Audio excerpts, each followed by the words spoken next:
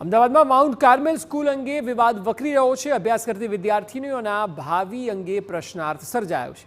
શાળા ટ્રાન્સફર કરવાના નિર્ણયથી વાલીઓ નારાજ છે। શાળા પ્રશાસન સાથે વાલીઓએ બેઠક ગોઠવી હોવાની ચર્ચા છે। GERI મારફતે કરાવેલ રિપોર્ટથી વાલીઓ સહમત નથી। શાળા પ્રશાસન ગેરમાર્ગે દોરી રહ્યું હોવાના વાલીઓના આક્ષેપ છે। શાળા ટ્રાન્સફર થાય તો વિદ્યાર્થીનીઓ બપોરના સમયે અભ્યાસ કરવા મજબૂર બનશે। અભ્યાસનો સમય લંબાશે અને શિડ્યુલ પણ ખોરવાશે તેવું વાલીઓનું માનવું છે। બપોરની પાળીમાં અભ્યાસ કરાવવા વાલીઓ અસહમત છે। મોર્નિંગ શિફ્ટ માટે અન્ય શાળાનું બિલ્ડિંગ ન મળ્યાનું શાળા પ્રશાસનનું રટણ છે। સ્કૂલ શિફ્ટ કરવી છે, સ્કૂલનું બિલ્ડિંગ જર્જરિત છે, તો તમે ચર્ચા તો કરો।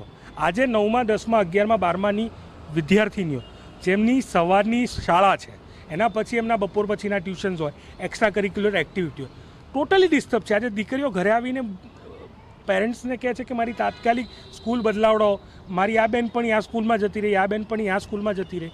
એમની મેન્ટલ હેલ્થ ઉપર ખૂબ મોટી અસર પડી રહી છે। 9મા ને 11માની દીકરીઓ અને 10મા ને 12માની, કારણ કે એ લોકો બોર્ડમાં છે અને બોર્ડમાં આવવાની છે।